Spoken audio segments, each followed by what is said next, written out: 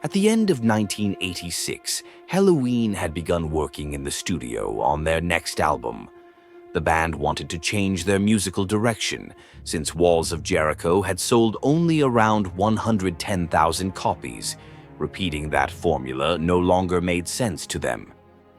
They felt that continuing down that path would limit them to a very narrow fan base, people who attended shows mainly to fight in the front rows, sometimes leaving the stage covered in blood. Kai Hansen himself stated that he did not want to make music for that kind of audience. That was when guitarist Michael Weikath proposed a radical change. He suggested creating a more melodic and uplifting form of metal, and began composing songs with that idea in mind, including a long and complex track meant to surpass the epic scale of How Many Tears.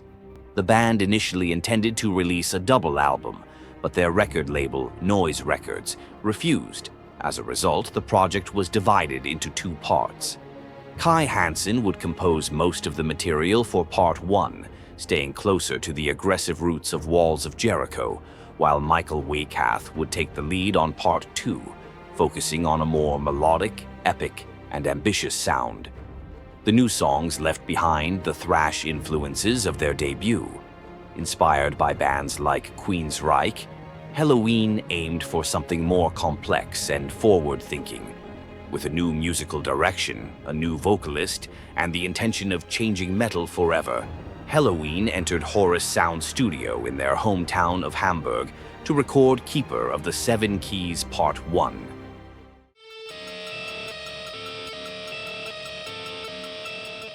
The album opens with an epic and heavy intro that introduces the concept of the record, Initiation. Immediately after comes the introduction of the band's new singer, and it could not have been better. A fast, powerful song with a highly melodic solo, a catchy chorus, and a strong motivational message. I'm alive.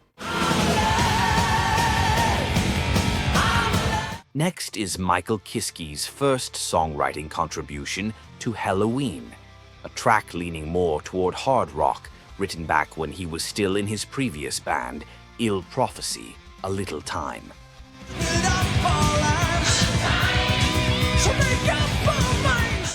Then comes another Kai Hansen composition, similar in spirit to I'm Alive, fast, melodic, powerful, and featuring an outstanding vocal performance by Kiskey. Twilight of the Gods.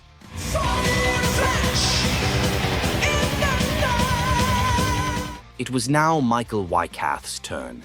The album's ballad arrives, the poetic and melancholic, a tale that wasn't right.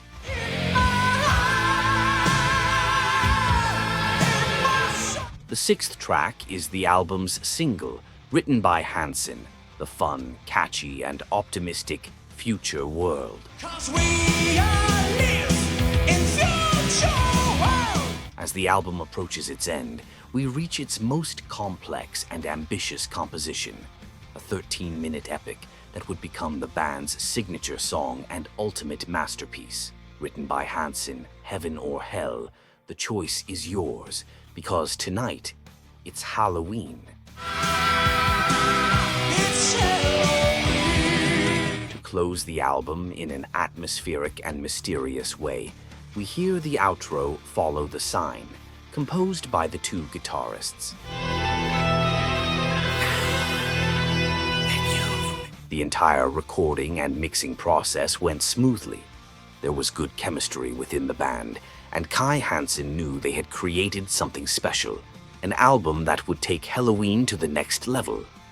After months of hard work, Keeper of the Seven Keys Part 1 was released on February 16th, 1987. With this album, Helloween achieved something no one had done before.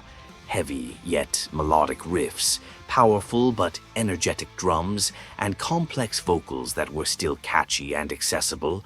Some described it as extreme metal without harsh vocals, or heavy metal that could be sung along to, aggressive and melodic at the same time.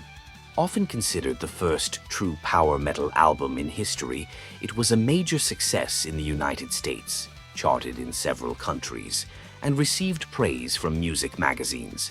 Its impact was so great that Helloween was invited to tour the USA as part of MTV's Headbangers Ball Tour, opening shows for Armored Saint and Grim Reaper, as well as embarking on another major European tour with Overkill.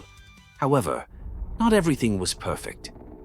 After the tour for Keeper of the Seven Keys Part 1, Kai Hansen became exhausted and fell ill. He told the band that he did not want to tour for a long time, but the others did not support that decision. They believed the momentum could not stop. There was no room for personal needs. This revealed serious internal problems. Helloween had split into two factions. On one side were Weikath and Kiske, who wanted to explore more melodic sounds. On the other were Markus Grosskopf, Ingo Schwichtenberg, and Hansen, who leaned toward their earlier, heavier style. There were clear differences in musical direction. Hansen was open to experimentation, as long as it remained metal. But the band environment became filled with comments like, "Do you really want to play metal forever? We should study what the Beatles did." Helloween was driven by three strong personalities: Kai Hansen, Michael Weikath, and Michael Kiske. Their relationship deteriorated to the point where it was no longer enjoyable.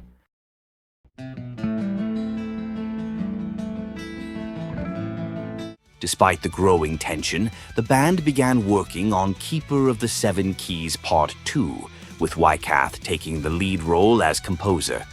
The album opens once again with an epic orchestral intro that announces something monumental is about to begin: Invitation.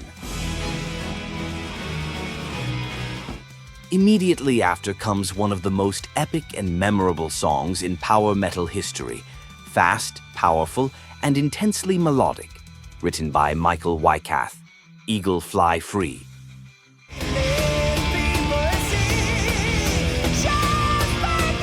As with the first part, we have a song written by Kiske during his time in his previous band, adapted perfectly to Helloween's new sound: You Always Walk Alone.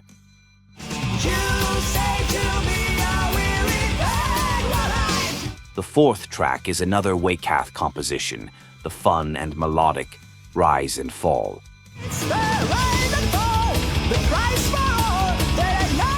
Next comes the album's first single, written by Weikath and inspired by Frankenstein, featuring prominent keyboard melodies, another classic, Dr. Stein.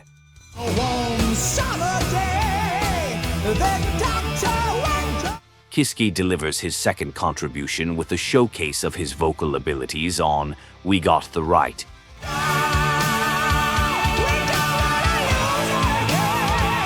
The seventh track marks Kai Hansen's first contribution to the album, another power metal anthem, March of Time.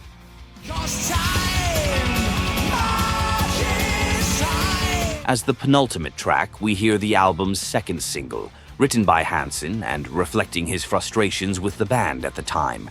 It would become the most popular song in Helloween's history, an absolute genre-defining anthem that cannot be absent from any live show, I Want Out.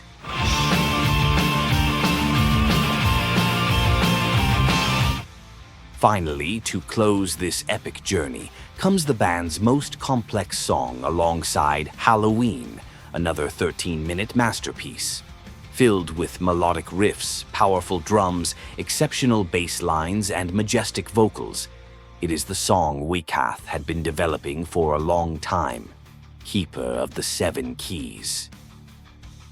Make yourself ready for the... Despite creating a masterpiece, internal conflicts only intensified. During the recording sessions, disputes broke out over orchestral arrangements. When Weikath wanted an orchestral section for the intro of Keeper of the Seven Keys, Kiske rejected the idea, calling it too classical, and the arrangement was removed. A similar conflict occurred with Eagle Fly Free and We Got the Right. Kiske proposed adding orchestration to We Got the Right, knowing that Waycath had been planning something similar for Eagle Fly Free for over a year. When Kiske told Waycath not to be upset just because it was his song, Waycath became furious, to the point of considering firing Kiske over his behavior. The internal situation was unstable. The band argued more about music than they actually played it. Hansen, Ingo, and Marcus had been together for years and functioned as a unit, while Waycath and Kiske formed the opposite side. Hansen felt he no longer had space in Helloween. He believed Waycath was steering the band toward a more comedic direction, with songs like Rise and Fall and Dr. Stein, which Hansen even considered foolish. All of this led him to seriously consider leaving the band.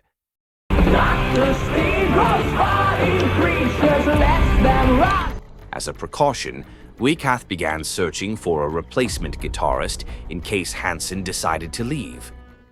Despite everything, Keeper of the Seven Keys, Part 2s, was released in June 1988.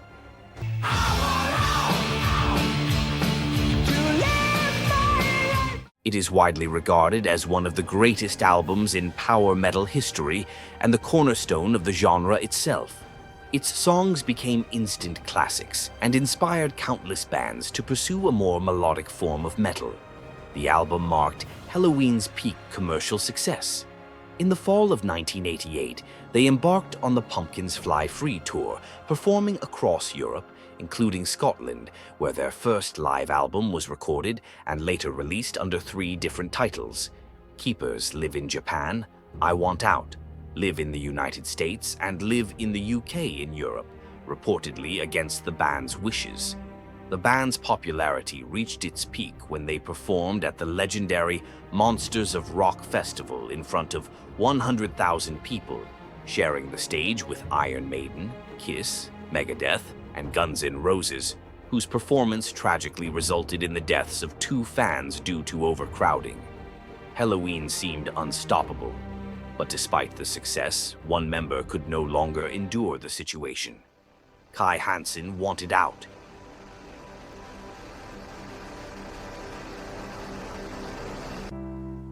The constant internal conflicts, exhausting tours, contractual issues with noise records, and the band's changing musical direction had worn him down. At the end of the tour, the first major departure in Helloween's history became official. On January 1st, 1989, Kai Hansen left Helloween. A founding member and considered by many to be the father of power metal, said goodbye. But this was not the end of Kai Hansen's story. In fact, it was only the beginning. But what would happen to Helloween? Could Waycath find someone capable of filling the enormous void left by Hansen? Or would it be impossible for the band to continue without one of its founders and main composers? What fate awaited Helloween? To go on, or to disappear forever?